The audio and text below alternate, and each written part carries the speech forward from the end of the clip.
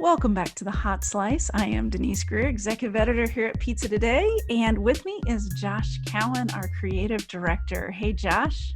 What's up, Denise? It's a pleasure to be here with you. You're just back from vacation, looking kind of tan, actually. Like I'm feeling really pale compared to you right now. I didn't go to the beach or anything. This is literally from building a paper patio because that's what I like to do on my vacations is build things. So there you go. I built a patio on my vacation too. So I'm riding a bike a lot. I rode my bike a lot. So that's my joy. Well, that'll get you tan. I mean, yeah, exactly. But anyway, exactly. So happy to be here. Happy to be doing a Hot Slice, and today's guest, you're going to get so much out of today's guest. It's he's dropping just quote after quote that is amazing, and that you can put in your pocket and go with because it's valuable information. So maybe we should tell them who it is, though. No. Yeah. Okay. Go ahead. Okay. All right. So, so with us today, we've got Vincent Rotolo he is from Good Pie in Las Vegas, Nevada. And Vincent is just a wealth of knowledge, everything from moving a store to pizza making, to staffing, to just leaning on the industry. He drops so much knowledge about what you really should do to make all that happen. And he's a very humble guy too. I can't believe how humble he is. Very humble. I mean, you would, think it's so, I mean, like he's been in the business since he was 12, I think. We'll talk all about that, where he grew up in the podcast or where he spent his weekends, which is just. We'll give you a little hint. It's Josh's favorite pizzeria that he grew up above. Yeah, so he lived above it. I can't imagine. Anyway, so yeah, just sit back and relax because this is a great podcast and he's a great guest. So Vincent Rotolo, everyone. Performance Food Service is proud to deliver high-quality products, innovative technology, and custom operational solutions to restaurants of all sizes across the country. The flagship division of Performance Food Group, with deep roots in the restaurant industry, Performance Food Service has been the exclusive distributor of the Roma family of brands for more than 65 years. This signature relationship has allowed Performance Food Service to become a leader in the pizza and Italian segment of food service nationwide. Every pizza you serve makes an impression. Make each one count with Bacio Exceptional Italian Pizza Cheese. With a kiss of buffalo milk, velvety melt, extraordinary stretch, no overbrowning, and superb reheat, Bacio is the unparalleled performer designed to consistently impress. And only Bacio offers the Gold Club Rewards program, which provides monthly cash back and exclusive marketing support. Schedule a demonstration at baciocheese.com/hotslice and discover how Bacio Exceptional Italian Pizza Cheese creates pizzas that impress. So you've had some pretty exciting things happening lately. First of all, congrats on the new spot. Thank you so much. Thank you. You kind of tell the folks kind of what you just did because you moved into a much bigger spot in a different area. What's happened with Good Pie? What's happened with Good Pie is on December 1st, we moved to a bigger location that has a full bar. It's 5 times larger. It's something that I built and designed myself. Wow. So anyone watching, please, in the future, just hire the right people to do that job. Don't be that plumber. Don't be that guy under the sink making a bigger problem. No, but I'm kidding. But it was a great learning experience, and it was a great way for me to grow into a real restaurant operator and a real restaurateur, and just wear a few different hats. From signing the lease to negotiating the lease to raising the funds and doing all the things to get a place open while operating an existing place. Yeah, was a great. During a pandemic as well. And during a pandemic, yeah, there were some scary days, Josh. There was some rough times, but we've opened December 1st. We're back. I feel like coronavirus is kind of the beginning of the end, and more people are getting vaccinated, and I'm seeing faces and unmasked people, and it's starting to feel, just really exciting and right. like we're finally open. Yeah, y'all are open 100% too, right? Oh, sorry, Josh. We're at 100% occupancy as of June 1st. Yeah. So it's our third week of 100%. And Josh, we're in the Arts District, and we're located at 1212 South Main Street. Okay. And we're right on an area that's becoming known as Brewery Row. There's a lot of breweries right around us. Okay. And so, Vegas is becoming a beer, town. People are relocating from other cities simply because it's easier to, there's less strict, the things that are the red tape, right, to go through to be a brewery and a brew pub. Yeah. It's a little easier here because some of the predecessors and some of the early, brew pub operator owners, like Craft House and Big Dogs, they help pave the way and make life easier. So now all these new breweries are coming in. It's really, really exciting if you're a beer lover. Oh, I am a huge craft beer lover, so that's awesome. I'll have to remember that next time we're in town. Well, I remember being in Colorado maybe 10 years ago, visiting some pizzerias, and it was just starting its boom right then, and to see how it's spread throughout the country like that, it's pretty crazy. It's great. There's 6 breweries within a 2-block radius of Good Pie. Oh wow, yeah, we're definitely. And we carry all their beers, and we love them, and we feed their staff, and it's great. It's just a real amazing community. And there's other restaurants around there too. There's a new barbecue place that opened. There's a wonderful kind of like modern American restaurant, right next door to us. So we're really, really lucky to be in the right place at the right time in a community that's thriving. Yeah. Something I really love about how you approach business and what I've seen with you in Vegas is you've got that collaborative mindset that, that people are not necessarily competition, that you're all kind of in it together. Can you talk about some of the things that you've done in Vegas? I blame John Arena and Tony and Chris Becker for that. I'm not that guy. I'm a mean guy. I want to fight everybody. But those guys are so nice and have helped me so much. I've had to change. I've had to change because they're such good human beings. And then when you're around these great human beings in the industry and you look up to them and you admire them, you realize your shortcomings and your flaws, and you have to become better. And that's just being brutally honest. Those guys are awesome human beings. I can't hold a stick to those guys. I'm just trying to be better because they set the bar of just humanity so high within our industry. Yeah, you're doing a great job. Examples, for sure. Absolutely. And at least I know who I am. You know what I mean?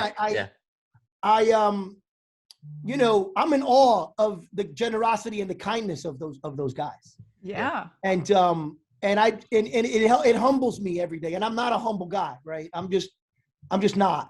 I try to be, but the truth is that those guys have set the tone for successful pizzeria operations locally, nationally and globally.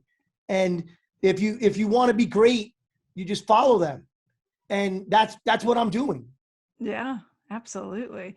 And how different is, I think about Las Vegas and how diverse it is, and just it seems like a completely different business environment than a lot of the cities that we're kind of used to. What are you kind of dealing with as you grow your business in Vegas?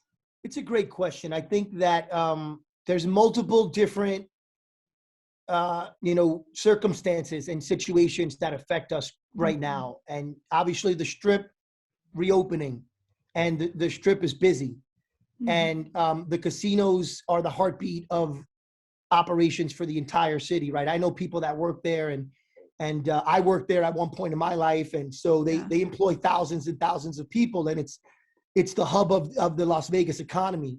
And so as the Strip opens, they make it a little bit more difficult to find quality staff because the Strip is doing things that we just can't do as far as in a work environment. And it's I think that if you know who you are, there's ways to maneuver through those challenges.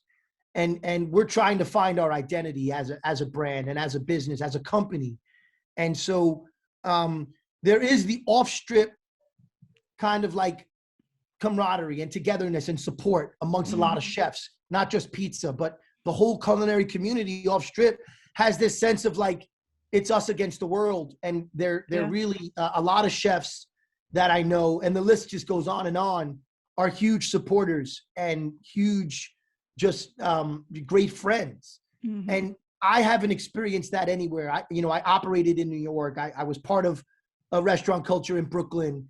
I was part of, I opened, the meatball shop on Bedford Avenue in Williamsburg, and I worked on the Lower East Side when the bars were booming there. And I'm a New York guy through and through, but I've never felt the community of culinary and food and beverage, just unity and support that I felt, that I feel now. And it feels really good.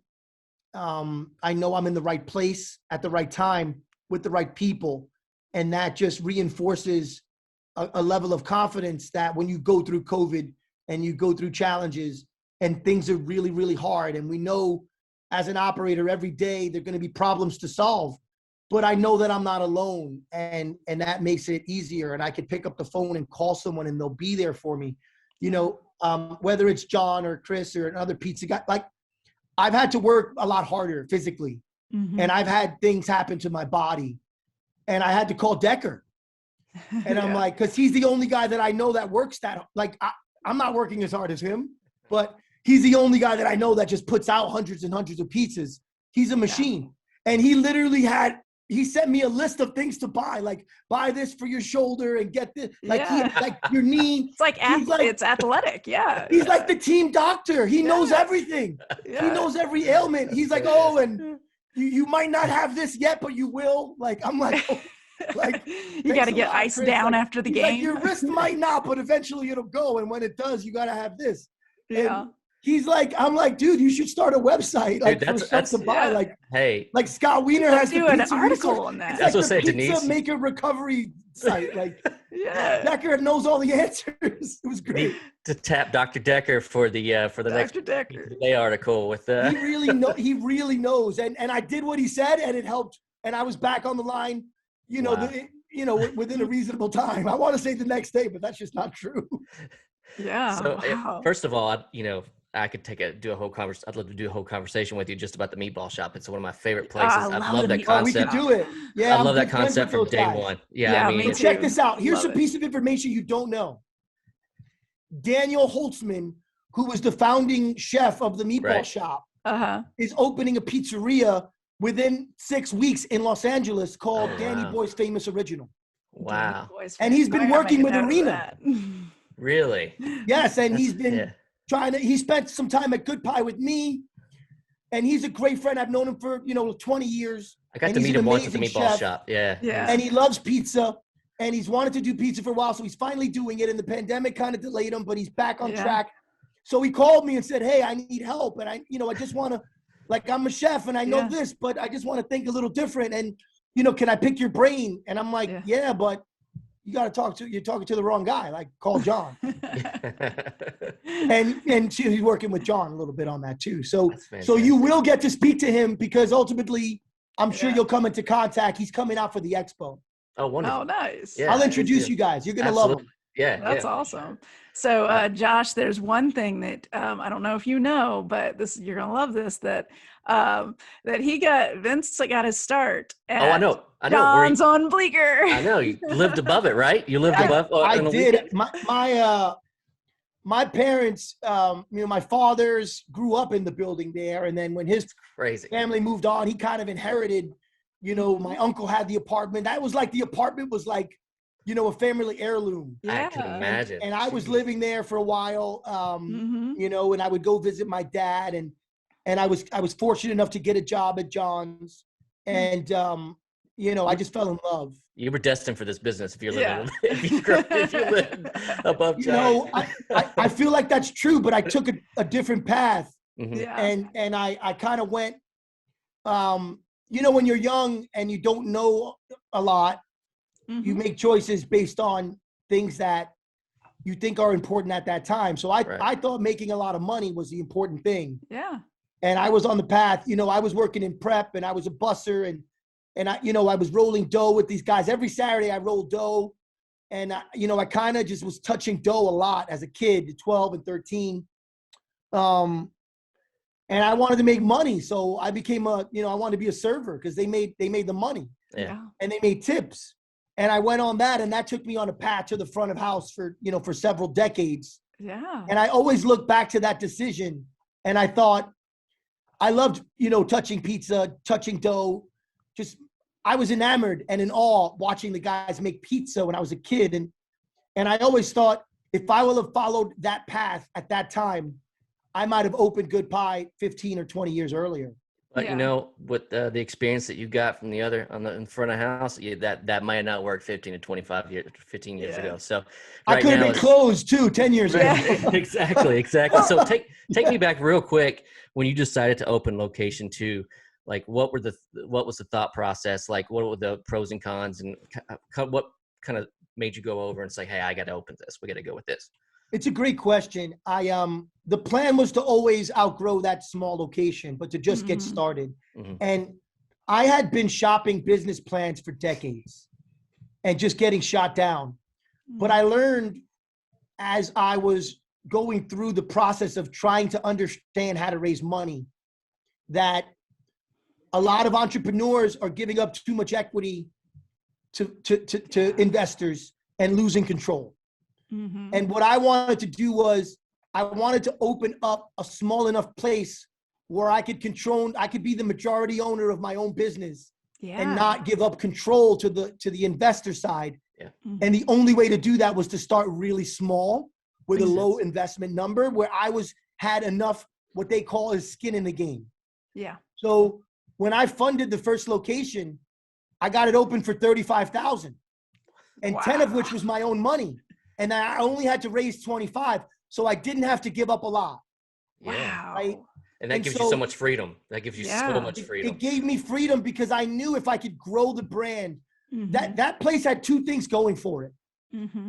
It was fully equipped. There was an oven, there was a mixer, there was a walk-in. It was ready to go. I got open within a month of signing my lease. Mm-hmm. And the second thing was that it had an address, which was Las Vegas Boulevard on it. And I just thought, if I could have a website with a Las Vegas Boulevard address and an Instagram page and grow a brand, that I could move out of that space within a couple years. Yeah. Yeah. And that, fortunately, that's what happened. And once again, Arena predicted my whole life cycle. Before I signed the lease, I brought him in and we just got the ovens on and I wasn't sure exactly how to use the oven. And I said, John, so me and John made a pie in there.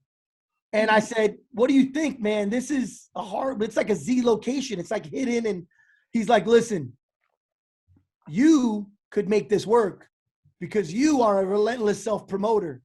And I don't mean that in a good, and I wasn't sure. So I'm like, he's like, because you're going to promote it. You're going to get the name out. You're going to get the word out. And a lot of guys here, this would be a risk, but it's not a risk for you. Mm-hmm. And you're going to outgrow this in a year. And 13 months in there, I signed the other deal. Oh, wow. So it really, the plan worked, but there was also, the Good Pie I'm in now was always the plan. Mm-hmm. It was just taking a different path to get there. So I didn't own 20% of my own business. Cause then then you're an employee. Yeah. And that's really what it was. It was more of a stepping stone to this location. Yeah. I think a lot of people, especially people thinking about doing a new restaurant could take a lot from that right there. It was my food truck. Yeah. The first location was my food truck, but it just didn't have wheels.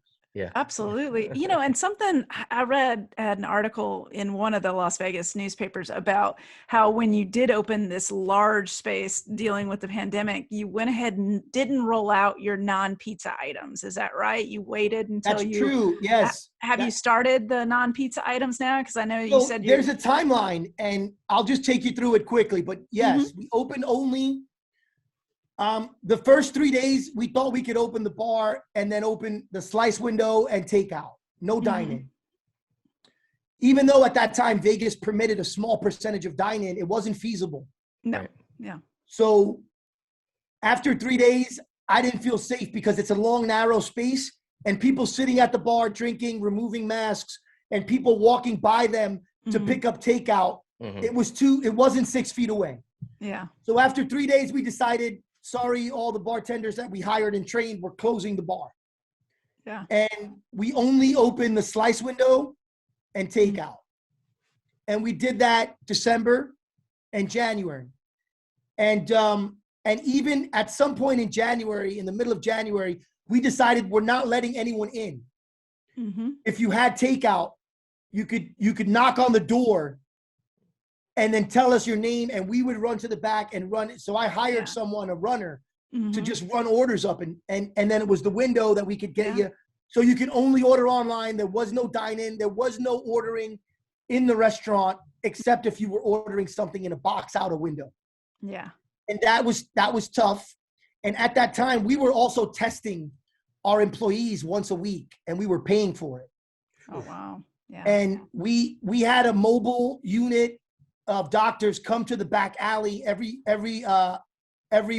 Tuesday at 4:00 and test every employee, and we would get the results within 10 minutes. Wow. And if you had a positive case, you just got sent home, and we still paid you.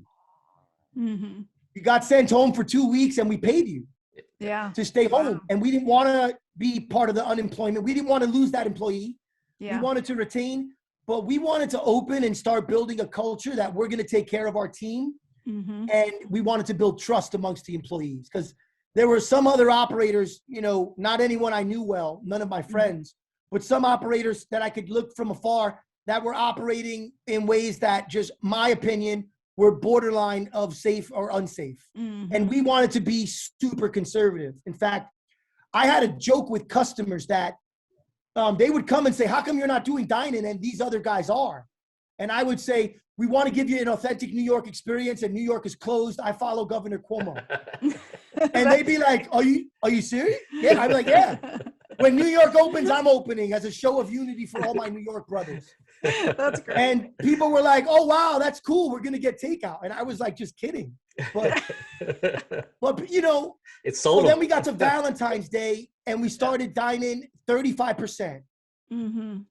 And then when we opened up with, we added this, salads and lasagna, spaghetti, meatball, chicken parm. There's a section of the menu called Italian American Classics. And those are the things we all know. Like, I don't want to have to explain the menu. There's nothing on there you haven't seen or heard from, but everything there is of the utmost quality of, we're sourcing things to the best of our ability. We're buying what we feel are the highest quality ingredients, and we're spending as much as we can for them. And then we're charging accordingly. And that's what we try to do. So then as we went to, April 1st, it increased to 50%. And then June 1st was 100%. So we slowly, in phases, went from only a slice window, not letting people in, letting some people in carefully. It was reservation only in February. Oh, wow. So we went from, we're a casual pizzeria, but we think it's upscale casual. Yeah. We think it's fine casual, really.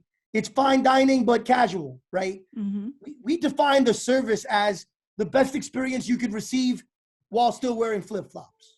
Okay. That's what we're trying to be. And I'm like a service, like, I focus on service so much. Like, I want the service to be better than the food. I want the people to be nicer than the food quality is high. And I think the food, I'm proud of the food, but I want my team and I want to take care of people like you're at grandma's house. We're a grandma themed restaurant, so we go all in on that theme. Yeah. And we want you to feel like you went to a grandmother's house and she's taking care of you. And that's part of our training. It's part of our culture. And so December, January, no one came in. February 14th, some people came in, reservation only.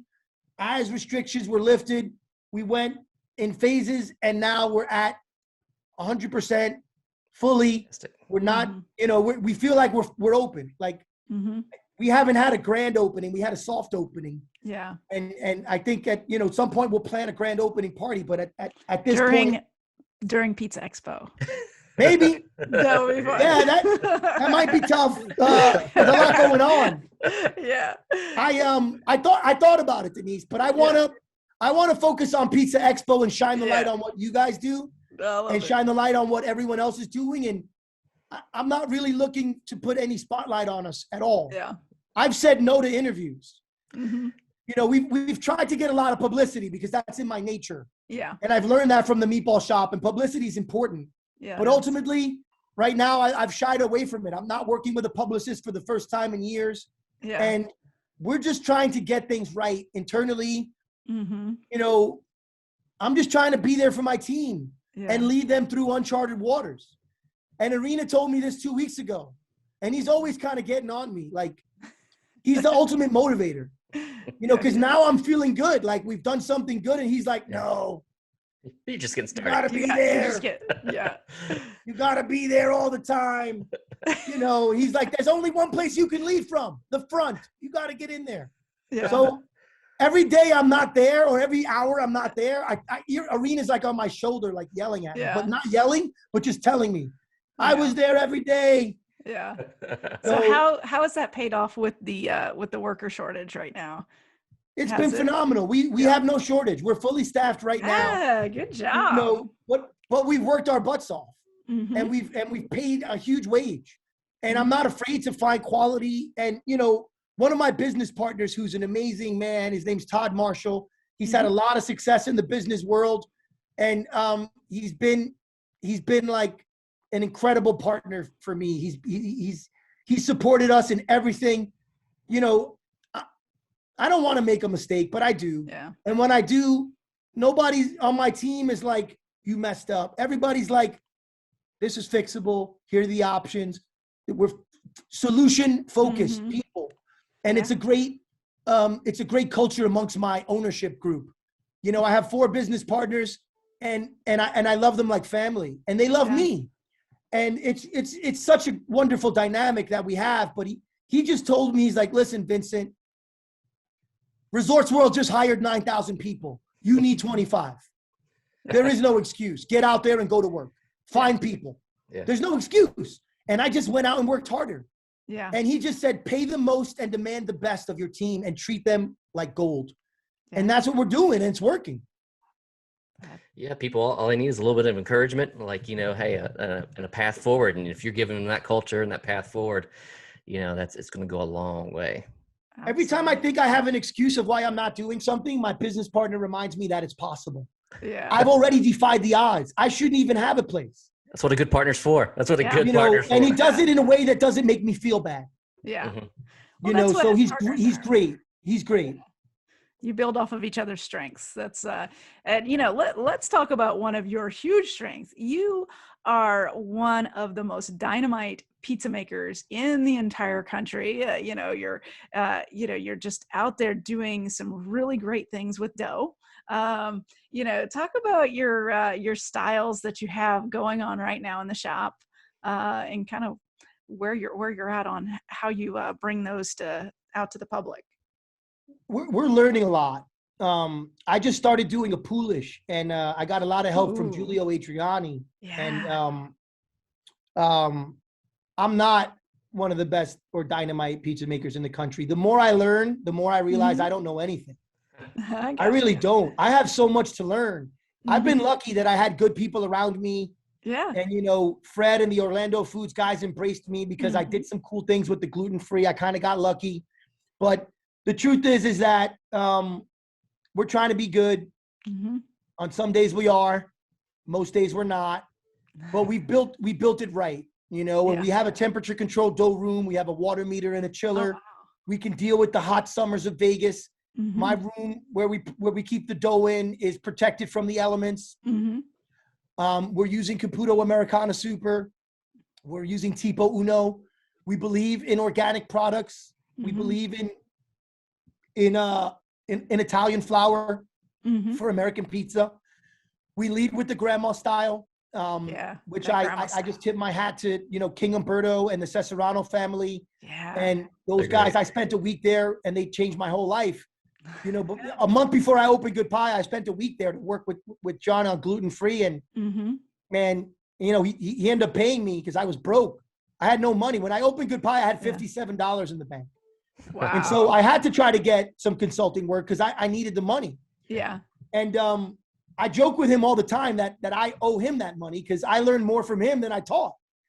I was there supposed to teach those guys. I feel bad about it to this day because I taught what I knew, but they knew more than me.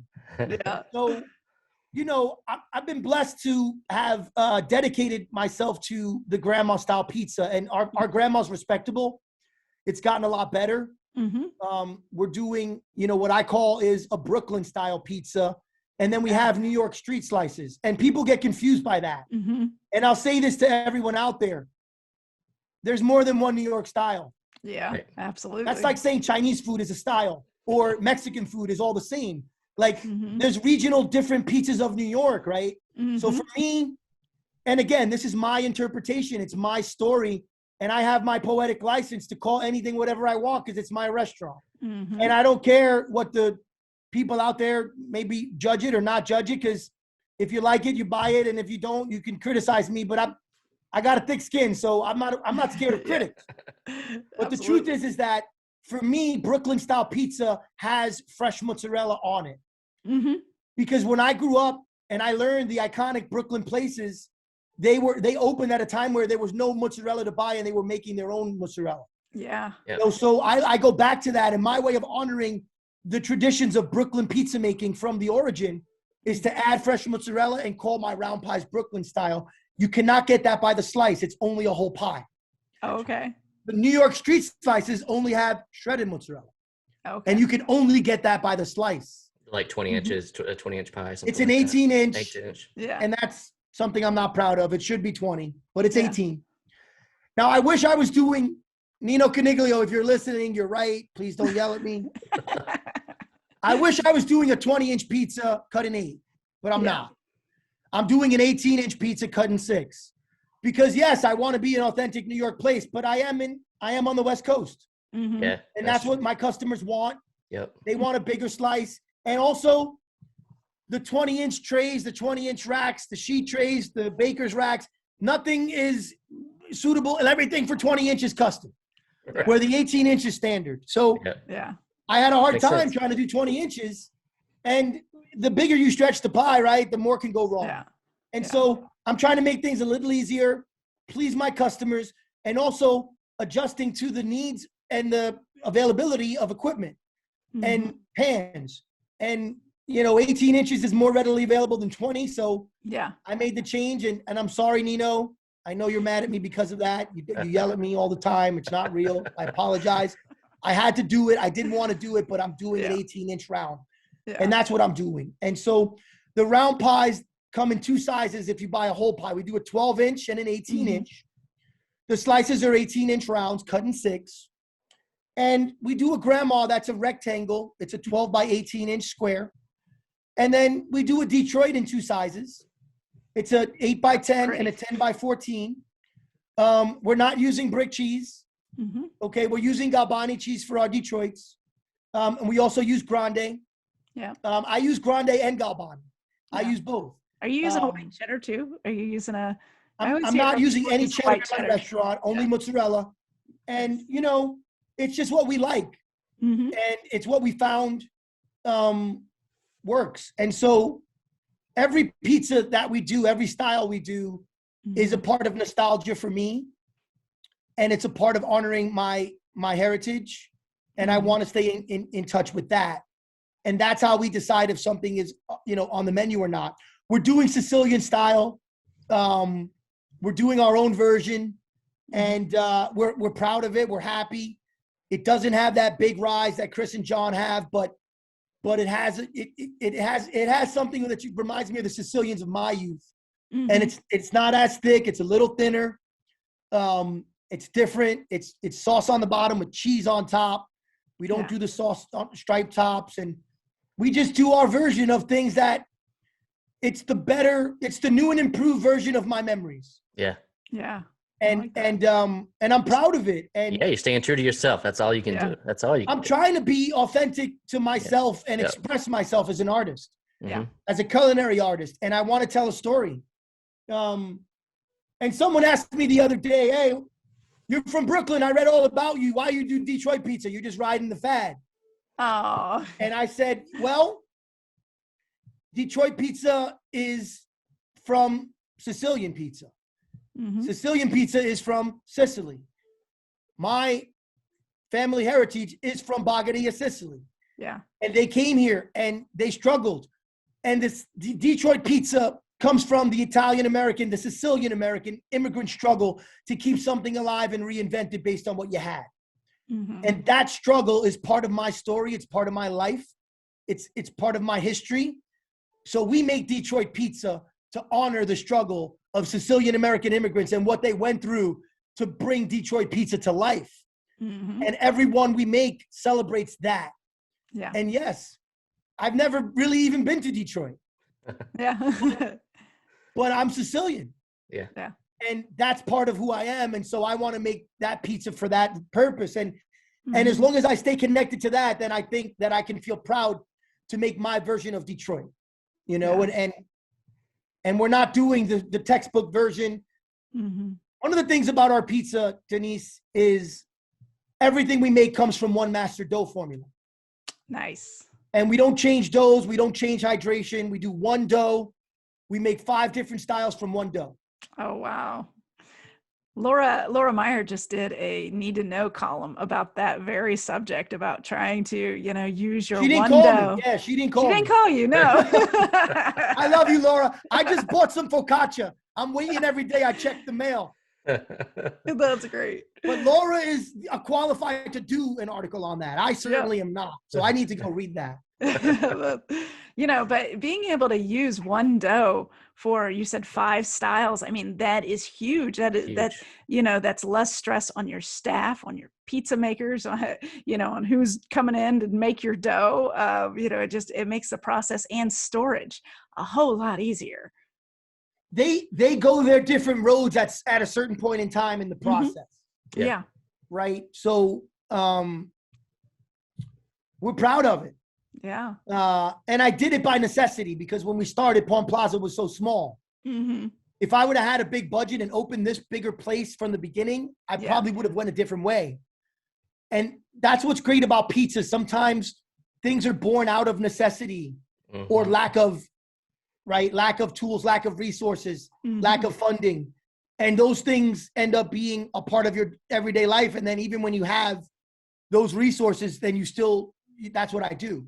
Yeah. But my dough changes every day. My dough formula is not the same. Even though I have a temperature controlled environment, there's still variables that, we change.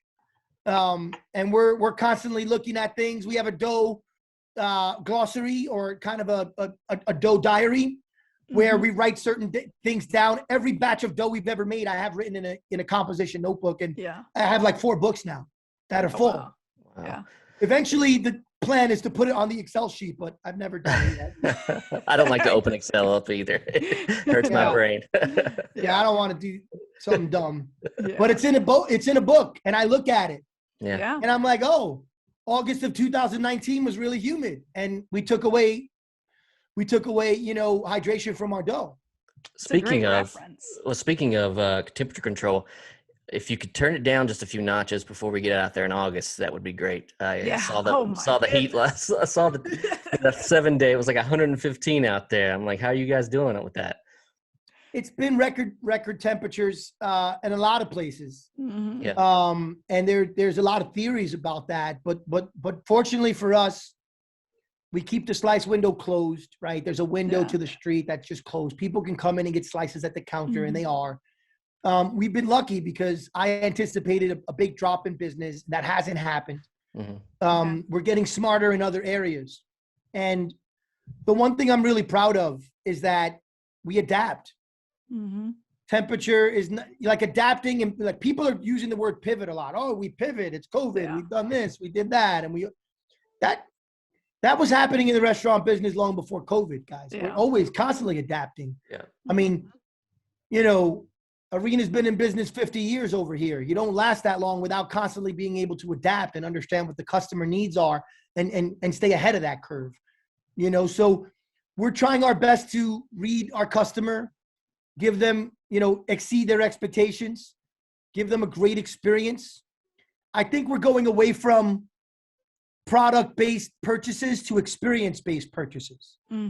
Experiential dining is the future. Yeah. And if you're not there now, you're a dinosaur. If you're not online ordering now, you're a dinosaur. If you're not investing heavily in video marketing, you're a dinosaur. Photos are not okay. I don't even look at Facebook anymore, guys. I don't even look at it. My Facebook page, I get like 20 likes. I used to get 200 likes because I'm not engaged in Facebook. Yeah. I saw the thing on Netflix and I'm like, I don't want to be on Facebook. They're like too much in my privacy. I'm more on Instagram, not even my personal Instagram. I don't even look. Vince Rotolo Instagram, I could care how many followers I have. I could care. I am all in on Good Pie Instagram. I'm investing in video. It's 99%. That's what I'm doing right now. And in the future, you know, we want to be, you know, a brand of tomorrow. We don't want to be a brand of yesterday. And I think that we'll constantly try to change and evolve. Our food is changing all the time. We're trying to be better. Our service is adapting. So adapting is nothing new. So adapting to the heat is just one other adaptation. Yeah. It's just one other adjustment. And yeah, it's hot. We'd be doing this interview in the restaurant if they weren't working on my AC right now. And my AC is brand new and we got the best one you could get. Wow. But we're adjusting it and we're maintaining it and we're changing the filters and we're doing all the little things that we're cleaning out all the, you know, all the refrigeration. There's flour in a pizzeria. The flour goes in your filters and it goes in your compressors. And if you're not constantly cleaning them out, you're going to break. They're going to break. Yeah. I have 11 pieces of refrigeration just in the kitchen and another 7 at the bar. And, you know, all those need to be maintained in this heat. So, you know, we're just working harder. Yeah. We're working harder to take care of our equipment. We're working harder to keep our room cold. We're working harder to stay cool. And I'm doing more therapy to be calmer. I don't want to start yelling at people because I'm hot. You know, I'm trying to be nicer. I'm trying to be more compassionate. I'm trying to care more about others. I'm trying to help other people more. Yeah. You know, it's not about myself. For a long time, it was about, I need to get here. I got to reach this goal. It took me 20 years to get here. And I was focused on my own goals, very much so. But now that I'm closer to being where I want to be, I got to help others and be more invested in other people's successes because that's the true growth. And I wish I was doing that before, but I'm learning. Yeah. Yeah, absolutely. Well, I tell you what, I know it's your day off, so we're going to let you go enjoy your day. I don't have days off. I'm going to work. I got a party tonight. Your day off. I got to deal with maintenance guys. I'm going to check the water pressure on the toilet bowl. How about that? That's primary. That's a day off, right? It's not, No. I appreciate you guys. What you do is great. You guys are so important to our culture. And I love how you're shining the light on new, you know, pizza operators coming up that are doing great things, and the existing kind of like titans of the industry are always well represented. And so, thanks for including me in anything you do. And you know, I'm trying to. I've been lucky because I've had friends that have just, you know, I'm just a passionate guy who cares a lot about what he's doing, and I'm so blessed that I've had influential people in the industry become my friend and just care about me and try to help me. And I'm trying to every day work as hard as I can to be worthy of those friendships and to add value to this industry. And so I hope I was able to do that, you know, today a little bit. That's what it's all about. And that's what we, you know, try to do with Pizza Expo as well. You know, big sharing, big community, everybody helping everybody out. So we'll look forward to seeing you in it's less than 2 months now. Right? Less than 2 months. Yeah. If you guys need anything, I'm here. Yeah. I have a lot of resources in town. My restaurant is your home base if you need it. Nice. Anyone out there who's a pizza maker coming to compete, I have plenty of walk-in space for you. I have freezer space. Oh, wow. You hear that? No, you can ship stuff to me. I am here to help you guys compete. Yeah. I don't want anybody complaining that I won because we have a home field advantage and I'm making dough in my own restaurant. Yeah. So, not that I'm going to win, but I'm trying to win. So you got to go in confidently, you know. Hey, absolutely. So tell us real quick, what area are you competing in this year? I'm doing a grandma. We're going to be in the pan division. Nice. I'm not personally competing, but my pizza makers. So what we're doing is a little different. I'm doing, in the month of July, I'm doing an in-store competition amongst all my pizza makers. Oh, wow. And I'm making them compete for 2 spots. Wow. And then if they win the in-store competition, I'm giving them prize money. It's like a satellite tournament, like the World Series. Yeah, that's such a great idea. And then if they win at Expo, I'm personally going to match whatever they win. Oh, wow. Nice. So I'm trying to get my guys focused on improving their skills and understanding the criteria on which that they're being judged upon. Mm-hmm. And if we could just get all these guys to buy in, then hopefully my pizza makers care more, are more invested, and are making better pizza every day in the restaurant. So, you know, so I'm excited about that. It's going to be pan division. We're going to do a grandma and traditional division. We'll do, you know, a round pie, a traditional and a pan. So we're excited that the competition is back, and we want everybody to succeed and do well. So if anyone out there who sees this needs help, my email is pizza@goodpie.com. You can send me stuff. You can mail me stuff. I will keep it for you. I'll hold it for you. I'll help anyone out there competing to give you whatever resources you need locally, and I'll bend over backwards to try to make it a little easier for you. And I'm happy to do that. That's why this industry Friend is of so the great. industry. People like you. That's so great. Awesome. Yeah. That's I don't great. really want to do it, but I'm trying to be a nice guy. I got you. I love it. Oh, that's good. Well, thank you so much for taking the time and coming on the show today. We appreciate you, and we appreciate everything that you do for your people and the industry and for your market out there. And we can't wait to see you in a couple months. Thank you so much, you both, for having me, Denise. Keep up the great work, Josh. Thank you, guys. Thank you. All right. Thank you. Take care. Bye, everybody. Bye-bye.